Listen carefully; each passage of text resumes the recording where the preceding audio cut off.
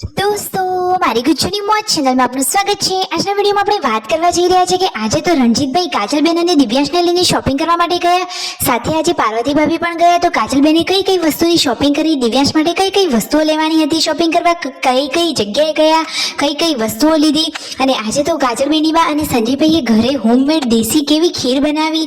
અને દોસ્તો આજે તો શિલ્પા ભાભી અને રાકેશભાઈ બંનેને કેમ ઝઘડો થયો, કોણ કોને બોલ્યું, એ બધી જ માહિતી મળશે તમને આપણા આ વિડીયોમાં। મારી ચેનલ ઉપર નવા હોય તો ચેનલને ફટાફટ લાઈક શેર એન્ડ સબસ્ક્રાઇબ કરી દો।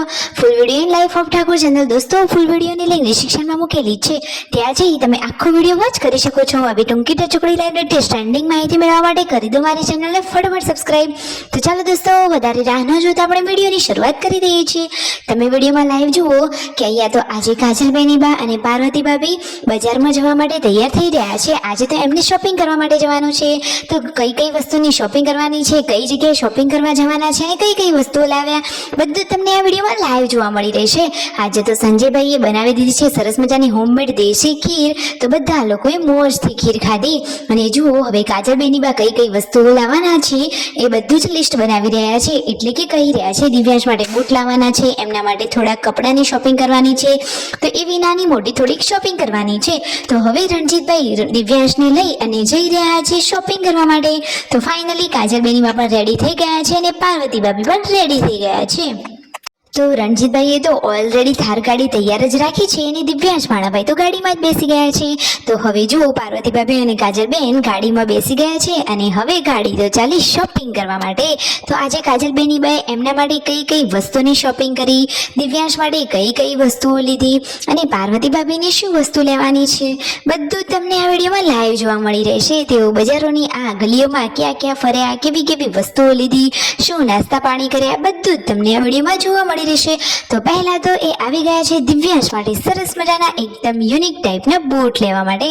તો જુઓ કાજલબેની બા તો લાડકા દીકરાને પગમાં સરસ મજાના બૂટ પહેરાવી અને ચેક કરી રહ્યા છે, એને અનુકૂળ આવે, એને સારા લાગે અને એને ખુદને ગમે એવા બૂટ લેવાના છે। તો ફાઇનલી દોસ્તો બૂટ લેતા આ શું થઈ ગયું, એને બૂટ લીધા કે નહીં કે ખાલી ચેક જ કર્યા? જુઓ કેટલા બધા બૂટ પડ્યા છે, એમાંથી એને કયા બૂટ ગમ્યા, ફાઇનલી કાજલબેની બાએ કયા બૂટ ફાઇનલ કર્યા અને ઘરે તેમના પપ્પાને બોલાવવા માટે આ કોણ આવ્યું હતું? જુઓ તો ખરા કે એમના ઘરે તો મહેમાન ગતિ હવે ચાલુ જ રહેવાની। પછી ત્યાંથી બૂટની શોપિંગ કરી લીધી અને પછી આવી ગયા છે ડ્રેસ અને સાડીની થોડીક શોપિંગ કરવા માટે। તો પાર્વતી ભાભીએ શું સાડી લીધી, કાજલબેની બાએ કેવો ડ્રેસ લીધો કે સાડી લીધી, તમને એ પણ આપણા વિડીયોમાં જાણવા મળી રહેશે। હમણાં જ ઘરે જઈને તમને એ વસ્તુ પણ બતાવી દઈએ, તો વિડીયોને અંત સુધી નિહાળજો, બધી જ માહિતી તમને ફટોફટ મળી જશે। થોડીક શાકભાજી લઈ લીધી અને પછી ઘરે જવા માટે નીકળી રહ્યા છે। બધો જ સામાન થાર ગાડીમાં મૂકી લીધો, યાદ કરી અને જે શોપિંગ કરવાની હતી એ બધી જ કરી લીધી અને હવે ફાઇનલી ઘરે આવવાની તૈયારી હતી અને વચ્ચે મોલમાંથી થોડીક શોપિંગ કરી લીધી। તો મોલમાંથી ઘરમાં જે જરૂરિયાત વસ્તુઓ, બાળકો માટેનો નાસ્તો અને જે કરિયાણું લેવાનું હતું એ બધું જ પાર્વતી ભાભીએ યાદ કરી અને લઈ લીધું અને ફાઇનલી પછી તેઓ લોકો ઘરે આવી ગયા। આજે તો મિતાંશને ઘરે મૂકીને ગયા હતા। તો જુઓ પાર્વતી ભાભીએ તો આવતા વેત જ મિતાંશને લઈ લીધો। રણજીતભાઈ રમાડી રહ્યા છે પરંતુ એને તેડતા નથી। હવે તેમના પપ્પાની તબિયત કેવી છે? તો અત્યારે તો એમને સારું છે। પૂનમ ભાભી અને શિલ્પા ભાભી તો ઘરે હતા। તો ફાઇનલી હવે સાંજના ટાઈમે આ રસોઈની તૈયારીઓ ચાલુ થઈ ગઈ છે।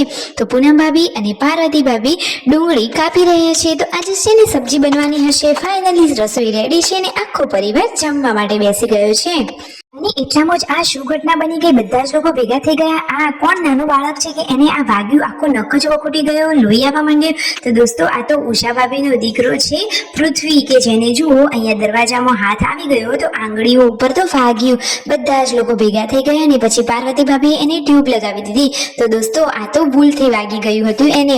તો આપણે પણ બાળકોનું ઘરે ધ્યાન રાખવું જોઈએ। વાત સાચી લાગી હોય તો ફટોફટ ચેનલને કરો લાઈક, શેર એન્ડ સબસ્ક્રાઇબ।